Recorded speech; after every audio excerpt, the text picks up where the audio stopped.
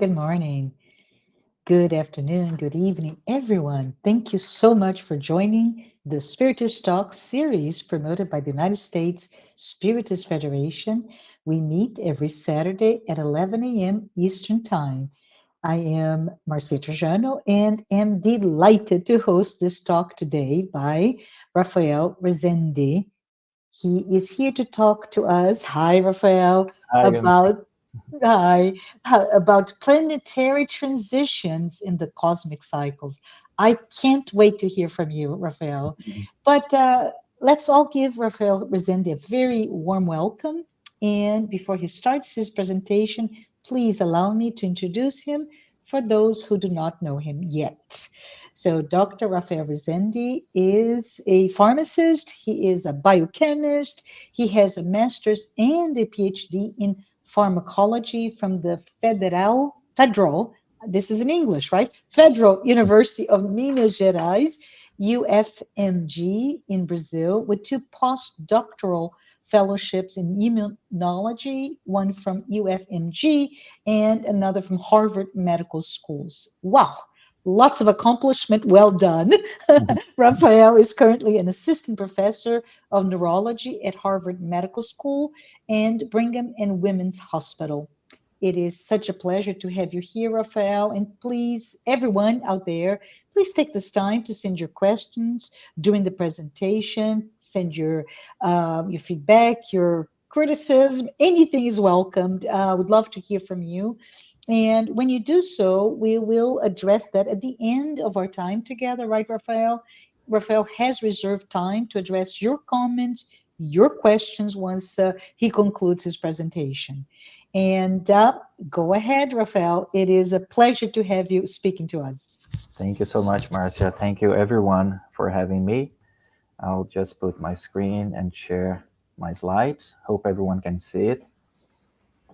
Um, it's a great honor and pleasure to be talking to you, to everyone, um, wherever you are. I hope this is not too complicated. I'll try to do my best to bring such interesting, critical, important information on the planetary transition and the cosmic cycles we are all facing now. This is a critical moment on Earth, and I think we all need to pay so much attention to everything that is happening around us and keep our mind elevated, vibrating with the biggest and the greatest missionaries of the world and the spiritual spirit, and they can help us to keep our symphony to Jesus and obviously to our Father, Lord God. So I'm going to start talking about these transitions by going back to the Book of the Spirits brought by Allan Kardec in 1857. In that book specifically, he classified the planets in terms of evolution in 5 steps.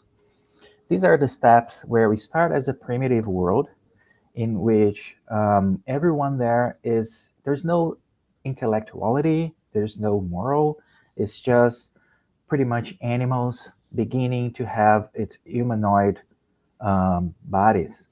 In that case, we can remember the planet Earth on the cave ages. And as you remember, there's not even fire. There's nothing actually. It's a pretty primitive. That's the name come from, primitive world.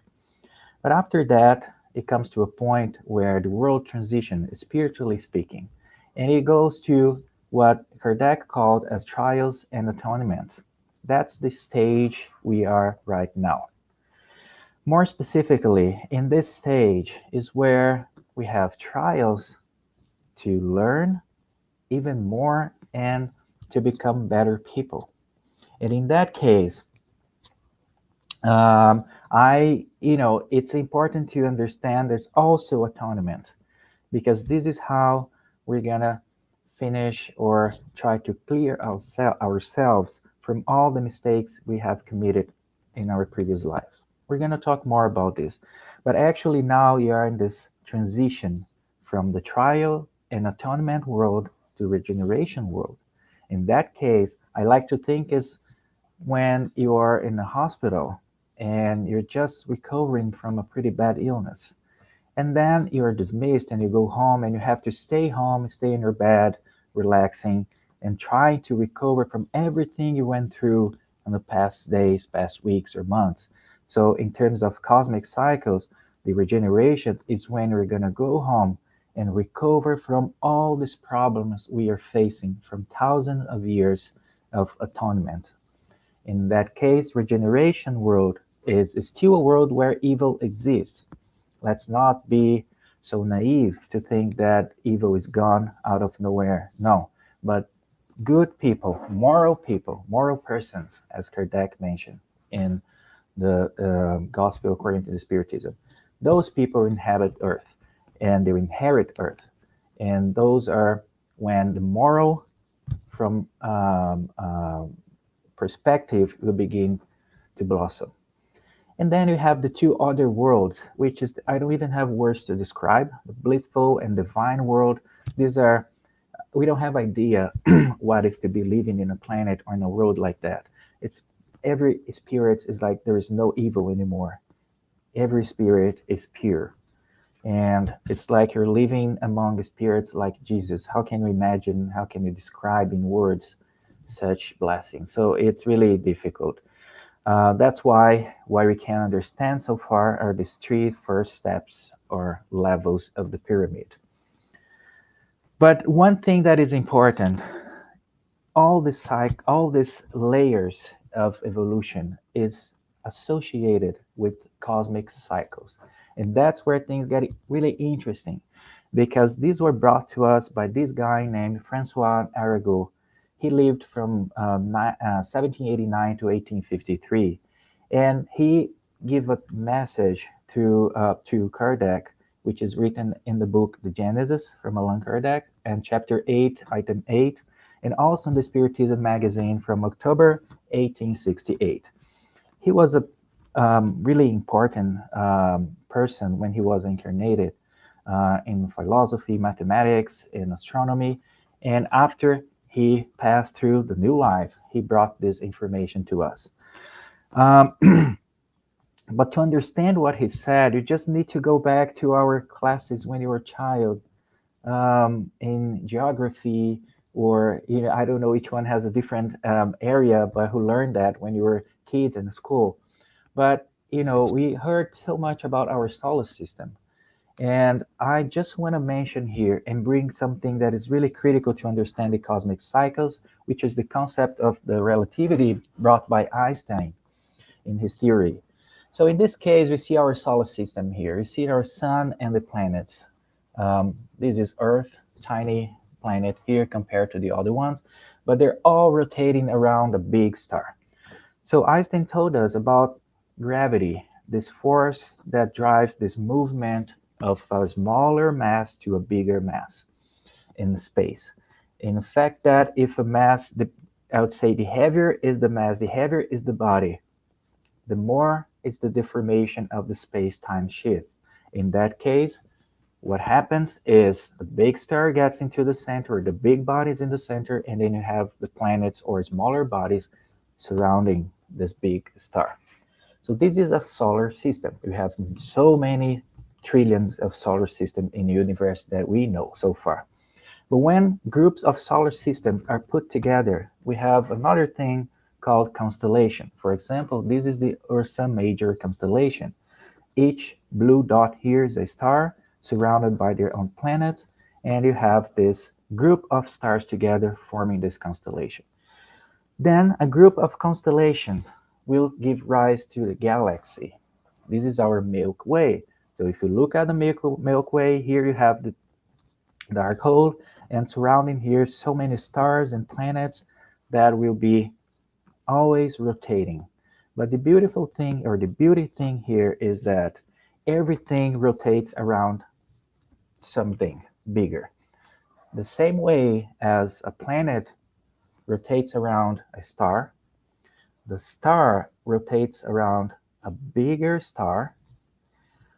So a group of stars or constellation rotates around other constellations, and a small galaxy rotates around a biggest galaxy. Here's our Milky Way. It has about 87,000 light years in diameter. And here's Andromeda galaxy, our next galaxy, which is 152 light years of diameter. And in this case, twice as big and twice as heavy. And in this case, the galaxy, our Milky Way, is rotating around this biggest galaxy here, Andromeda, and the other smallest galaxies are rotating around our galaxy too. So everything is rotating. And now, if you think about rotation, you immediately think about time. But let's not confuse time, because this is, I don't want to be so deep in terms of astronomical concepts here or astrophysics concepts here. But what I want to say is that let's think about time as we know it from Earth. So if you think about Earth, I want to say that every single rotation has a period of time. And obviously, the simplest one we can think of is the rotation of the Earth around its own axis. This is called rotation and gives us the days, night and day, 24 hours in our time, Earth time. There is another movement that Earth does around the sun, which is called revolution. And this takes 365 days approximately, which is 1 year, and give us the seasons. We can definitely appreciate it because they are really short cosmic cycles. We are talking about hours, we talk about years. But there is another cycle that we usually don't hear much about, and this is the axial precession. The axial precession is the wobbling of Earth around its rotational axis. And now, how many years does it take for Earth to make this movement in full? And this is approximately 28,000 years, 26 to 28,000 years. So we obviously don't see it because we don't live on Earth 28,000 years to appreciate this movement as we do for days and years. But this is happening, and this is actually what gives rise to our, the stars that we see on the north hemisphere, for example, Polaris or Dimab or Vega or Alpha Draconis. Depending on the position in this wobbling, you're going to see the North Pole star. Now we're currently seeing Polaris. But why this is important? Why I'm saying all these things? So let's think about one interview with Chico Xavier. This interview, unfortunately, it's not so many has not been seen by so many spiritists. And this interview happened by a magazine called LBV in January 5th of 1954. At that time, there was a book that had been published that brought us, the community, lots of controversies. It's from the Spirit Remedies.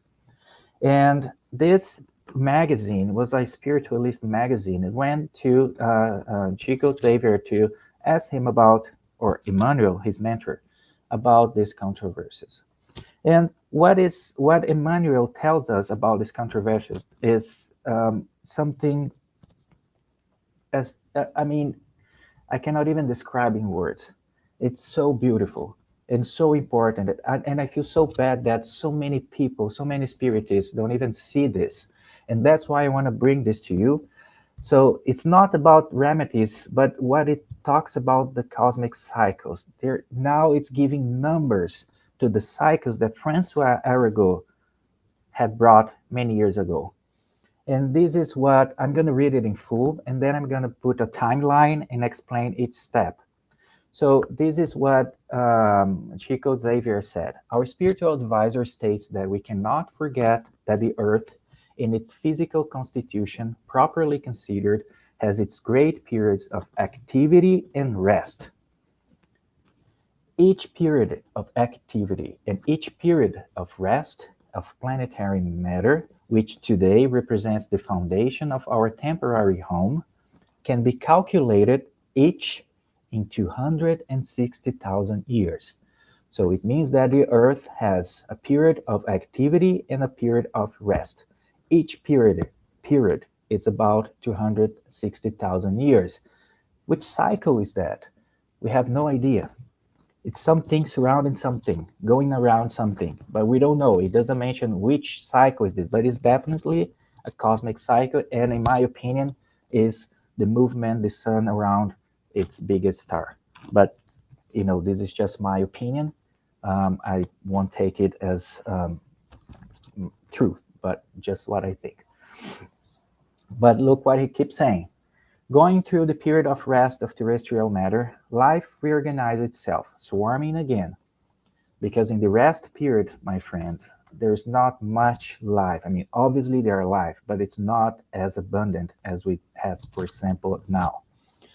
In this case, in various departments of the planet, thus representing new paths for the evolution of souls.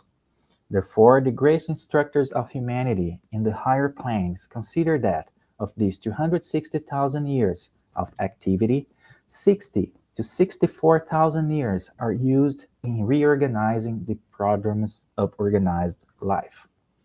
Soon after, the development of the great races appears, which, like great paintings, encompass subjects and services that concern the evolution of the spirit domiciled on earth. So after these 60 to 64,000 years of reorganization of our planetary house, we always have major transformations every 28,000 years. Wait, this sounds familiar. What is this 2008 I just mentioned? Let's keep it in mind.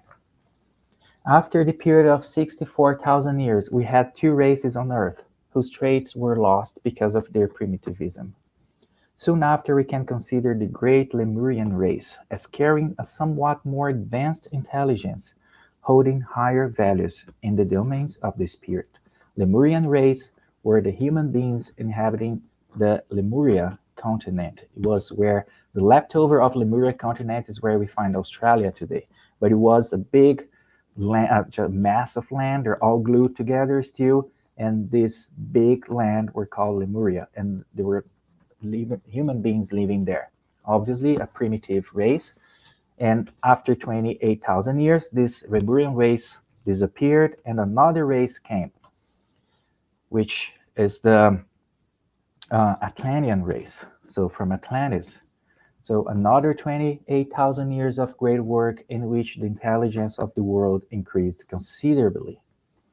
We now find ourselves in the last periods of the great Aryan race. So I'm going to put a timeline now. I'm going to put a timeline and you're going to understand everything Emmanuel just said. Just remember, the 28,000 years reflects the axial precession, the wobbling of the Earth around its own rotational axis. So let's go back. Remember, Earth were 260,000 years of resting. It brings us to the midst of the Pleistocene epoch, the Ice Age, the major Ice Age. We are talking somewhere around 200,000 years before Christ, where there was the Neanderthal man living there. The Neanderthal man was a race or a species of simians that were really not intelligent, but was the beginning of our current race, the Homo sapiens. But in that case, let's bring it about 200,000 years before Christ. So then Emmanuel said there was a 60 to 64,000 years of reorganization. So from 2000 to 137 years ago, there was the reorganization of the planet. Then from 137 to 109,000 years before Christ, there was the first primitive race, and then the second primitive race that Emmanuel told us were lost because of their primitivism. Then we are now in 81,000 years ago, 81,000 before Christ. So what happened? In that 28,000 years, it's what dictates each race. One race arise and then it comes down 20,000 years. Then another race arise and then goes disappear. Another 28,000 years. Now we are in the 81,000 years to 53,000 years. They're all 28,000 in green here. Then you have Lemuria, as he mentioned. I just mentioned about this Lemurian humans that were living there. Then from 53,000 years to 25,000 years were Atlantis. That's more or less when Atlantis were described. There's always this controversy if they existed or not. So I'm just taking what Emmanuel said. This is not what I'm saying. Just put numbers here in context to make clear to everybody they're listening now, because this I know is not so simple to understand. So now something major happened to Earth. And do you guys guess what could be? So this is when the Capella exiles came on Earth. I'm not sure if everybody who is listening now know about this topic. I'm going to explain a little bit. But I just want to mention that until this time point here, Earth was a primitive world. When Capella exiles arrived on Earth, Earth then transitioned to the trials and atonement world. So now is the time where we are right now. Look at these numbers. 25,000 before Christ to 3,000 after Christ. Remember which year we are right now? 2024, which means we're getting to the end of an era, an end of 20,008 years. So which means that a new race or species, no, I would say species, but new race will come. And if you look and if you read books from Divaldo Pereira Franco by the spirit Manuel Filomeno de Miranda, you see he mentioned a lot about the spirits coming from other worlds, way more evolved than Earth, to reorganize our planet to make the new generation of human beings, not only in the moral perspective, but even the physical body perspective. This is what's happening right now, my friends. And I have to break this down. This is 20,000 years, but I need to break it down. But before I break it down, I want to talk a little bit about the Capella exiles. So there was a time where a star light years away from us, called by us Capella, a part of the constellation of Auriga. And this Emmanuel told us in the book On the Path to Light that there were spirits when the worlds that surround Capella were reaching the level we are right now, the stage we are right now of transitioning from trials and atonements to regeneration, many spirits could not fit the moral level of the regenerated stage. So they had to be expelled. So they came to reincarnate on Earth. And when they came to Earth, they obviously brought everything with them, their intelligence, and that's when the world begins to grow like tremendously. Just think about the old Egypt, the pyramids. How can even not today we can explain how pyramids were built? So these spirits, they incarnated in the Middle East, Asia, surround that area, Western Asia, and they gave rise to the Egyptians, Hebrews, Hindus, which is India now, and even the Aryans that eventually moved to Europe and Africa to colonize what we know as the world, or the old world. So in that case, these spirits came to Earth, but although they brought the intelligence, they also brought with them all moral vices they had. So they were expelled by reason. They were not good people. Just think about our world today. Think about those that foment war, that hate the brothers, the neighbors. Just think about that. Those will not be on Earth anymore. They're going to be going to a primitive world. We don't know which world and which planet, but they're moving already. Because Earth needs to keep going, needs to evolve. And you cannot have a regenerated world with the spirits with so much moral vices as we have now. So this happened to Capella. They came here and then inaugurated this trial atonement stage of Earth. So here's the Capella. It's actually two suns. It's located 42 light years away from Earth. It's a binary system of stars, Capella A and Capella B, which orbit each other every 100 days, and they are 80 times more luminous than our sun and 12 times larger than our sun. Capella is orbited by two red dwarf stars, which are in the system as well. But then, coming back to this timeline, we are here 25,000 years ago. But what happened if you break down this 25,000 years until the end of trials and tournament? It's going to happen, I would say, around 3,000 years, um, in about 900 years from now. So what happened here? To understand this new break of cycles, look here. We are talking about this biggest cycle of 260,000 years, then a cycle of 64,000 years, then smaller cycles of 28,000 years. Now we're going to talk about an even smaller cycle, which is 7,000 years. But I want to explain how we get to the 7,000 years. To understand that, you have to go to Jewish or the rabbis' knowledge, which are called, one of them that I want to bring you today is called Shavua. You write with a B, but it pronounced V, Shavua. So this is based on Genesis, the Moses Genesis 2 and 2. By the seventh day, God had finished the work he had been doing. So on the seventh day, he rested from all his work. So if you talk about, if you talk to Jewish or rabbi, and you mention, what does the number seven mean to you? He's going to tell you, seven is the divine number, because it's how Earth or the world was created. Okay, based on the Genesis, on the Bible, the Old Testament. So what is this Shavua then?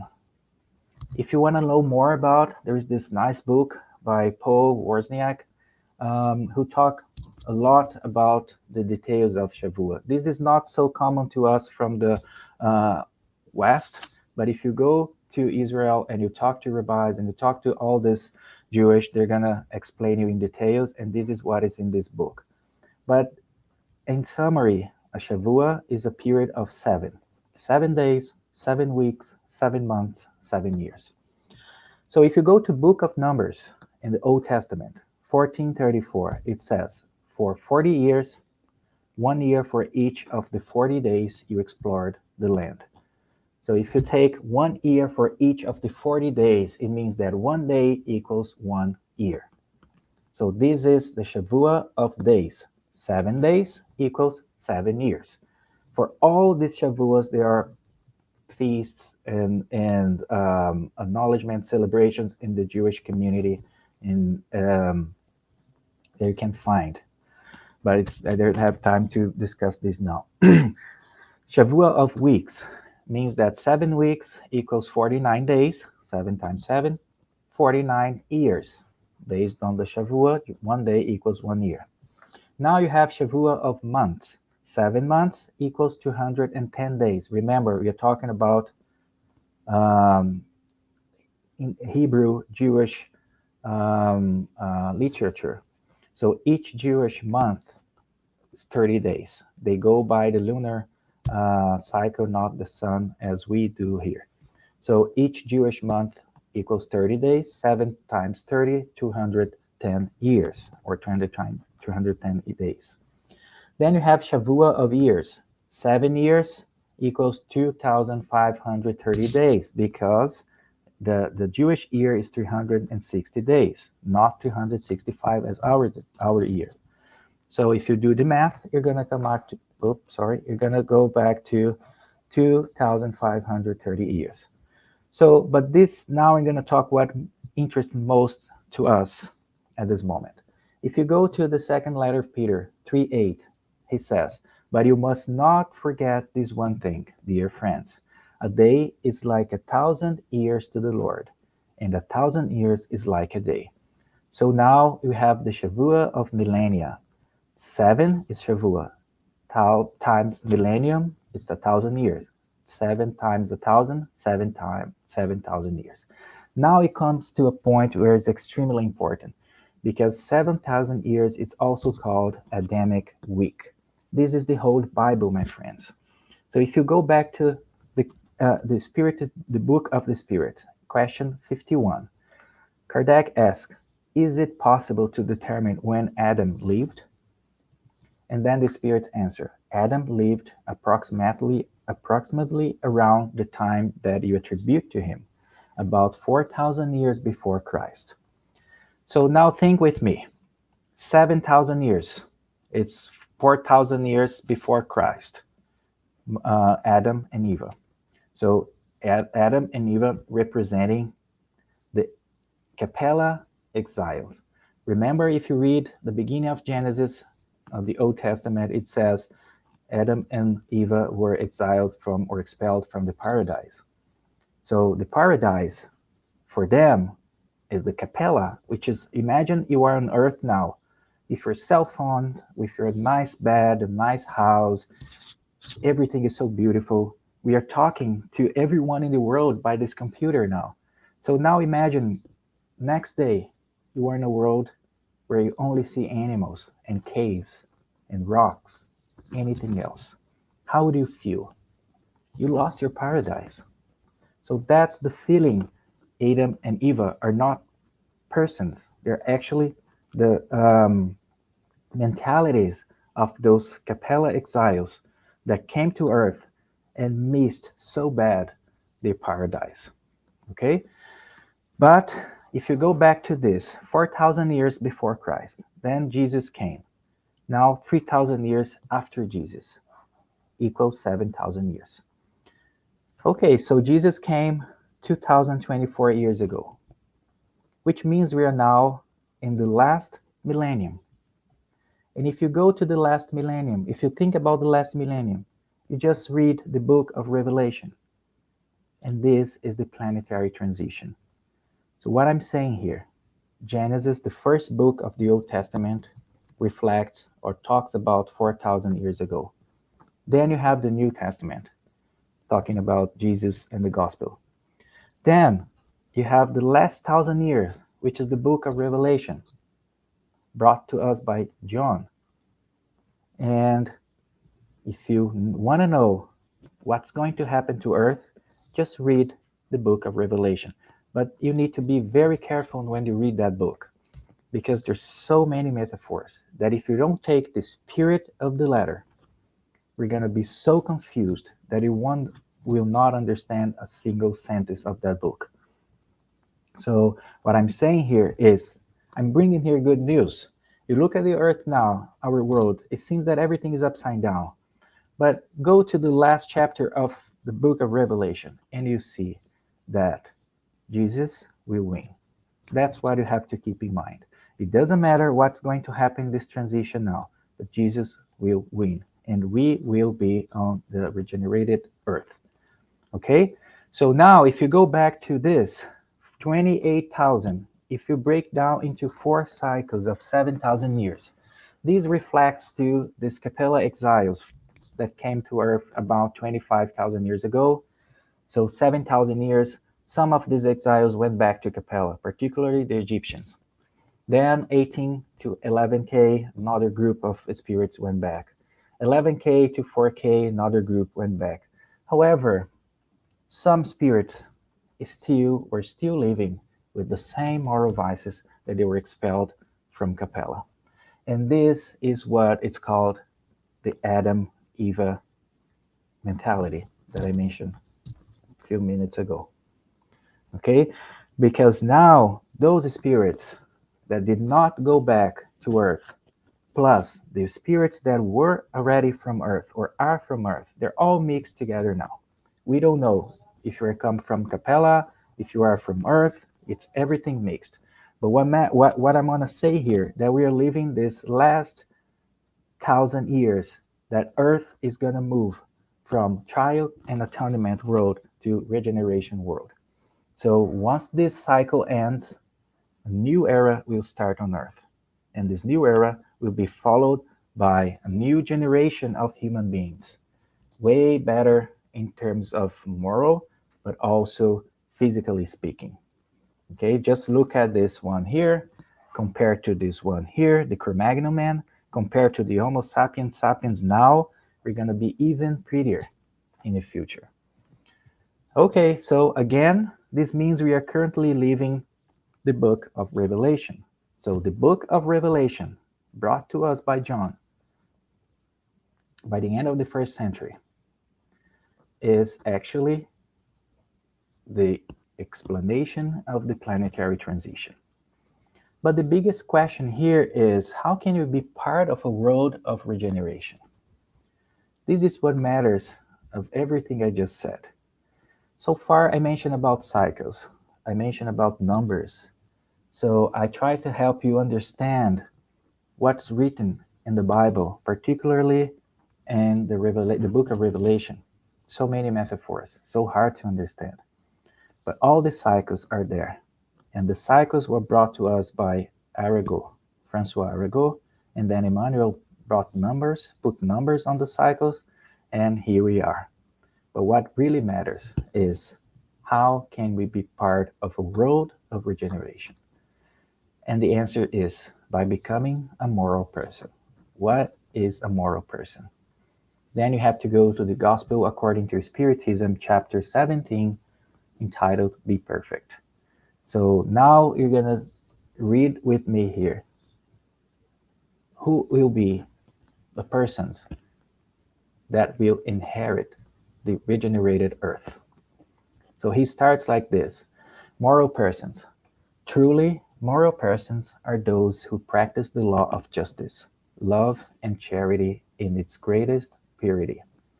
If they question their conscience about their actions, they ask themselves if they have violated this law, if they have done any evil, if they have done all the good they could, if they have willingly disregarded any opportunity to be useful, if anyone might have a complaint about them, and finally, if they have done unto others everything they would like to have done unto themselves. They find their satisfaction in the benefits they spread around, the service they render, the happiness they promote, the tears they dry, and the consolation they provide to be afflicted. Their first impulse is to think of others before think of themselves, and to attend to the interest of others before their own. Moral persons are kind, humane, and benevolent toward all regardless of race or creed, because they regard all people as their brothers and sisters. And he ends this saying, this is not a list of all the qualities that define moral persons. Now pay attention to this last sentence. But whoever makes an effort to possess them is on the road that leads to all the others. So these will be the persons living on the regenerated earth. So what means making effort to possess these qualities, these virtues? So it means that the spirits who are going to be kept on earth, on the regenerated earth, are spirits who are willing to become better. Kardec never said, in any spirit ever said, that to be part of this regenerated world, you need to be pure. No, you don't need to be pure. But you need to be willing to be pure. That's the point. And that's what matters for us. If you only remember this sentence now, this is what I want to give it to you today and this morning. It's just try to be better. Try to become a moral person. And if you do that, you will inherit the earth. Here, I'm just going to give you some examples of regenerated people. And what I want to say here is this. These pictures I'm going to show here, they're from people who lived on earth. They're not perfect. They were not perfect, but they were trying really bad to becoming a moral person. And it's just 4 examples I'm going to give you here. Sister Deuce, Mother Teresa of Calcutta, Nelson Mandela, Chico Xavier. You can have some sense who will be spirits living in this planet when they become regenerated. Okay? So, but obviously, regeneration is not going to happen from a night to a day. It takes time. We are in 2024. We have several years for the earth to be fully regenerated. And we, with our free willing, we can dictate how fast this is going to happen. Hopefully, we can get there soon because I'm sure you share with me this feeling that you're tired. You're tired of war. You're tired of hatred. You're tired of so many bad things happening around you. I'm tired too. So I don't want to be living in a world with war, with hate anymore. So let's try to become a better person each day. And then we're gonna live in this world. Imagine with all the spirits like these simple examples I put here. Everybody being like them. So just imagine how good this will be. And I want to end with obviously our Master Jesus. And the sentence that, or the phrase he said before he was crucified. And he said, "This is my commandment, that you love one another as I have loved you." John 15:12. This actually resumes, or this concludes everything I just said. If you can, love your neighbor as Jesus has loved us. We have more than halfway through to be living in a much better earth. And that's the message I want to bring. It's a message of hope, optimism. Because if you look around and you see how the earth is right now, so much suffering, we tend to think as human beings, as inferior spirits, that the world is gone. There's nothing else to do, and it's going to be just going downhill from now on. But if you go to the book of Revelation again, the last chapter, and you see that Jesus is going to win the beast, is going to beat the beast, which represents the evil, then you understand that he is in charge of everything of this big, huge ship called planet Earth. So let's be optimistic. Let's be happy. Let's be thankful for everything Jesus has done to us.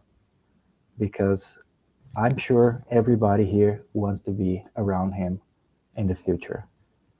So I thank you for your time. I thank you for your patience. I humbly thank you for trying to understand everything I just said. Hopefully, it was not so complicated, so bad, but if you just get this message, let's be model persons. That's what matters today. Thank you so much, everyone. Have a wonderful day.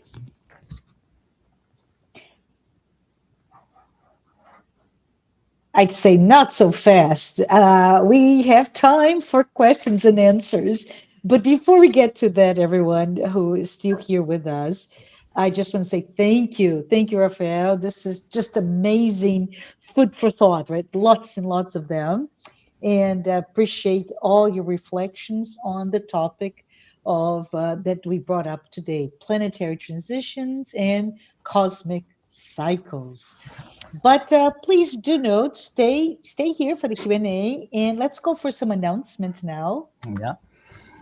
So we have our first announcement is the save the date for the 18th U.S. Spiritus Symposium.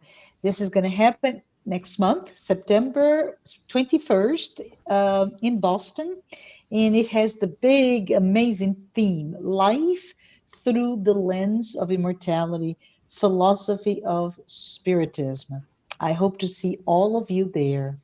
Another announcement that I would like to bring to you is that the virtual course Introduction to Mediumship, which is a free virtual course for beginners, it is brought to us by the U.S. Spiritist Federation, and it is as an organization, thrilled to invite all of us and those individuals that we know who are eager to explore the realm of spirit communication according to Spiritism. Check out the new course, and you can get to it through the QR code or by learn.spiritist.us URL.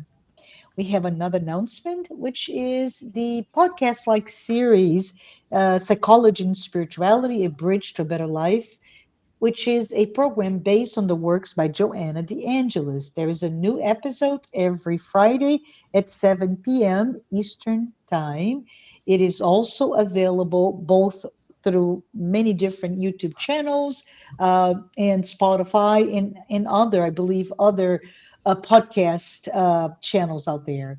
Let's go to the next one, which is one of my favorite announcements.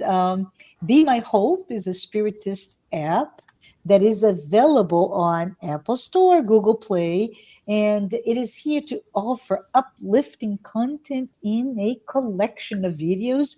It also, you find daily messages as well as audio messages. Download it now. And finally, we have on the screen my dog has but when he gets there, please use that to, if you want to donate to the US, oh, there we go, donate to the US Spiritist Federation so that the organization can produce more publications and be able to succeed in its mission to promote Spiritism to everyone. But Rafael, let's go ahead and get started now by addressing some of the comments and some of the questions from the audience. Are you ready? I hope I am. Alba Morales, hi Alba, good to see you and have you submit a question. Alba has a question specific to the content, right? And she says, did the Lemurian and the Atlantis races left traces of their culture on the planet? If so, what are those traces? So that's a great question. Actually, based on what Emmanuel said in that interview, those races completely disappeared. But they had somewhat a little more intelligence than the previous primitive races. So I wouldn't say they left traces of their cultures, but I would say the biggest trace they could have had is like preparing the next human beings that were living on Earth to have this capella exiles and be able to somehow get everything they could bring to us in terms of intelligence, in terms of culture. So as far as I know, I don't see. It's possible some people have, historians have seen something related, but I've never seen, particularly in spirit, saying that the traces they have left. But in my opinion, the biggest trace was this beginning of intelligence that would prepare the human beings at that time, I would say physically, to receive those spirits that were way more evolved. So it was just a transition. The brains would need to evolve the same way so that when Capella exiles come, you have a perfect brain to receive them. I'm not sure if I'm clear, but you take a long time to No, explain. to me you are right, and to me the only words that come to mind, Raphael, is it's all in God's time, right? Yes. There is that long line with 28,000 years, 7,000 years, etc., which is good for us to kind of connect the dots and connect with the Bible, Mosaic.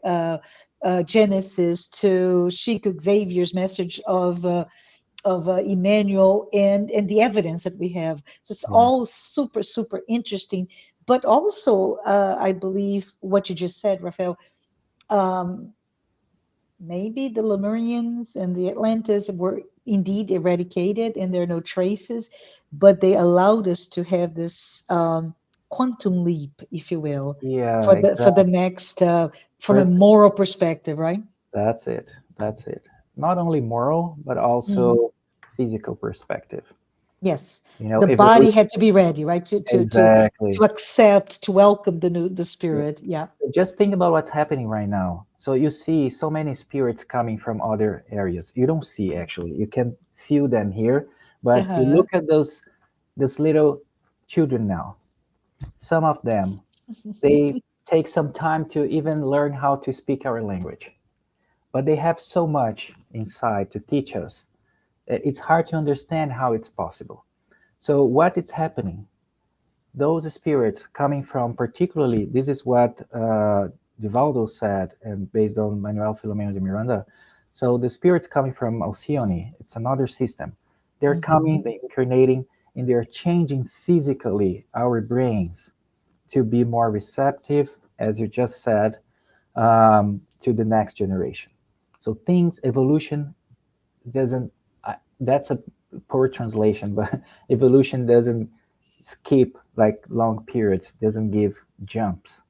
It's Yeah. just take it slow. So there are no quantum leaps, if you will, Yeah, but there is that transitional period where it goes faster, right? In order, exactly. physically speaking, to absorb the spirits that are more evolved than what we are in the previous generation. That's Yeah, correct.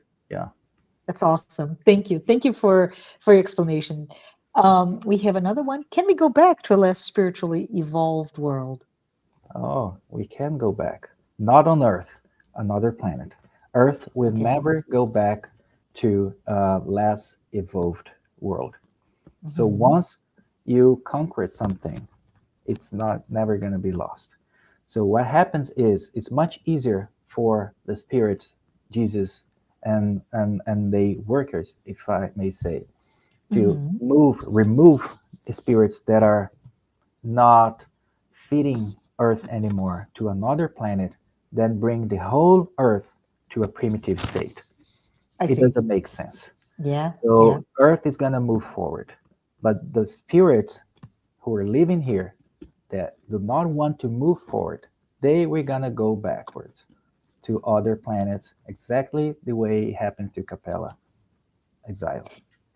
So they don't change, then they don't themselves don't get back, right? They No. maintain whatever achievement in the spiritual evolution perspective, but the environment that they will live will not be Yeah. as evolved. So I love when you said, "Watch out, you who are addicted to, oh my goodness, cell phones and social media." And we go back, and there's no fax machine, no No, mimeograph, nothing, no telegraph. there's We're nothing. Yeah. down to smoke message or the pigeons to provide messages. I Yeah, love that. and Yeah, that's something important to mention, that the same way that I mentioned the Earth, yeah. it's not gonna go back to a primitive state. Any spirit will go back to a primitive state. They can Mhm, go back to a primitive world, as you mhm. said. They're gonna be experience hard things there, but that's gonna two things are gonna be they're gonna be helped because they will learn how to develop the moral abilities they didn't have. But on the Yes. other hand, they will help the primitive in that specific world Mhm. to develop an intelligence. And that's what And happens. it's amazing, right? If you think about it, there's no waste in this Mm, equation. Everything is leveraged and utilized for one and only purpose, all of us exactly. to achieve that infinite perfection, which is the being pure spirit, right? Exactly. That's Yeah. that's it. All right. We have someone from Mila's Garden Essential Oils. I don't see your name, but hello. Thanks for your question. And the question there is, what's going to happen for those that is not attuned to the gospel? Right? So this is a very interesting question, Rafael. Are they coming back to the earth? So let me see if I understood this question. If they're not attuned to the gospel, so if they are now here or in another world, and if they will go back to the world. So that's what I want to Mhm. understand. So here is, you know, if the spirit um, not attuned to the gospel. So Can I put you a little bit of how I understood the question? yes, Maybe. absolutely. Yeah. So, and please put in the comments if it's not the case. But when we talk about being a moral person, Hmm. right? That means that you you follow moral laws, Right. right? Which is contained in the gospel for us, Spiritists, in Yeah. the gospel according to Spiritism. Yeah. So I'm thinking that the question is what happens if you don't know about those moral laws or even about the gospel according to Spiritism? Am I a moral person? If so, or not? And if so, will I be able to come back to Earth through this transition? There's transition. Okay. Yeah. So the point here is, um, look, there's so many people, they're moral and they don't even know Jesus. Mhm. They don't even know gospel. The thing is, morality is something that we develop. It doesn't actually, religions that we have just help us to develop morality. It's just a tool. But Mhm. so many people in the world, they are good in the spirit. They're so moral, even though they don't profess any religion. They don't know if they're, they can even be atheists, but they are good because this is what matters. At the time, you don't need to learn, you don't need to know Jesus, you don't need to know God. The only thing you need to know is, do you really want to help others? Do you really want to give your life to others? So that's the biggest point. Yeah, love is indeed universal, right? Yeah. Love transcends all religions. Love transcends all um, racial and genetic or ethnicity or sexual inclination or social status. It Yeah. just transcends it all. And I love what you said. Yeah. It's all about learning to, It's all yeah. about life. So it's just, if you want to, if you develop that skill to love others, Hmm. so this is what we need to be on earth. Yeah. That's what, people, spirits that are being exiled now to another country, they don't have it. They think more Mhm. about themselves. It's what called selfishness. Yeah. So if you think more about others, that's what matters. So then you're definitely gonna inherit earth. You're gonna be here. So Awesome. that's the point. That's hope, everyone. Yeah. Let's see if we have another question. Hey, Daniel, it's good to have your question here. Thank you. Thank you for it. How can individual moral actions contribute to the larger goal of planetary transition? So it's So the individual feeding the collective, yes. right? So the point here is very simple. Everything I just say here, I'm just, you know, giving words. Mm-hmm. You don't know me. But let's say words convince people. Mm-hmm. But when you give example, that's Uh-huh. drag people. So Yeah. how can your individual moral actions contribute? So giving your example that you are a moral person. So you, even people who don't know you, you begin to pay attention. And that's how you're gonna drag them to this transition or make them go through this transition smoothly because they see you. So they have a reference. It's, it's very easy to say, oh, you need to be good, like just be like Jesus. But Mhm. that's tough. I think so. Tough. So if they look around you and you see, okay, so this guy, he's like me. He works, he has these problems, he cries, he has his mistakes, he commits his mistakes, but he's trying so bad to become a better person. So this is example. You don't need to say it. You just show them. So show, start in your family. That's the Mhm. first thing. It's so many people wants to be good people, moral persons Uh-huh. in the work environment, but they are so bad at home. This doesn't make any sense. This is a mask that's going to fall eventually. So start with your own family. Give example to your kids. Give example to your parents, to your brothers and sisters. They will spread this around them too. Then spread it in your work environment, in your neighborhood. whatever you are, then you're disseminating without even knowing the regenerated earth. I have an example to give, if you don't mind, Oh, about you know an example of somebody who teaches by example. In this case, this person, I haven't talked to him for many years, but he said when he was quite young, uh, young adult, he worked at a bank, and the bank one day was robbed. And everybody, all the employees, they went into a panic, and they're just, all sorts of reactions. And he stayed steadfast until the whole event went through. And that marked so many people. And one of them asked, so what is it? What was that strength that you showed when everybody did not have some or similar? And he said, well, my belief systems. I believe in spiritism. I follow spiritism. And with it, I had the certainty and faith that nothing bad would occur because I am a moral spirit and my spirit will live regardless. I thought it was lovely, isn't amazing. it? That's what I just said. It's example. That's how you convince other people. Actually, how you drag other people Yes, to love. yes, yes, absolutely. Okay, I think we have a time for a couple of more questions. And somebody from the Spiritus Network, thanks for the question, said, it's so good to better understand Adam and Eve's expulsion from paradise in light of planetary transitions, Capella, Earth. I guess, can you talk a little bit more about what is expected from us to be considered a moral person? Yeah, to be considered a moral person. So, if I want to give it one sentence, would be love others. Mhm, It's simple, mhm. but we Yeah. don't want to understand that.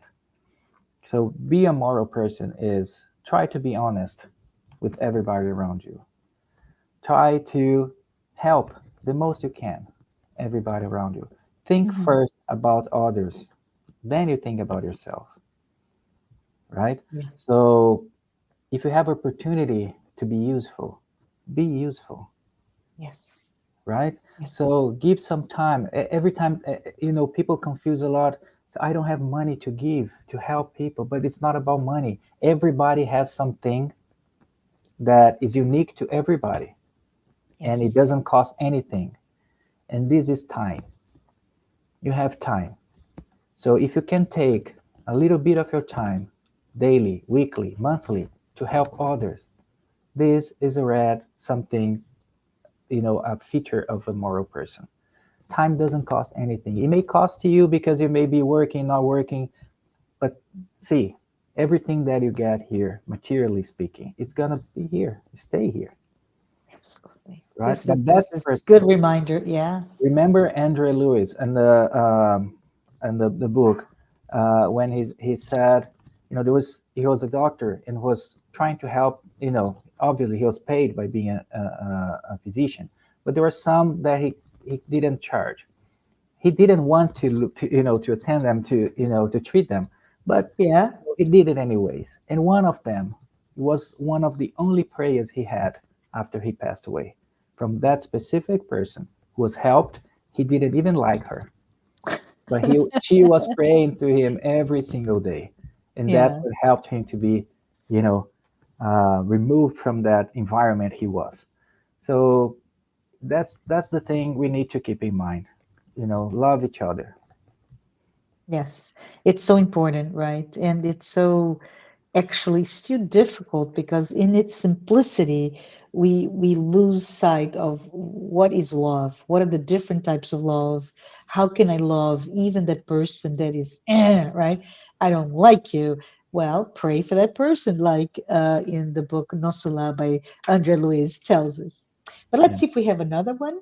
I think we still have a little time, and we have one that says the following: when Jesus wins, it means we will learn to love like him. I hear call to action for all of us. What is it? Yeah, exactly. So Jesus wins mean love we win.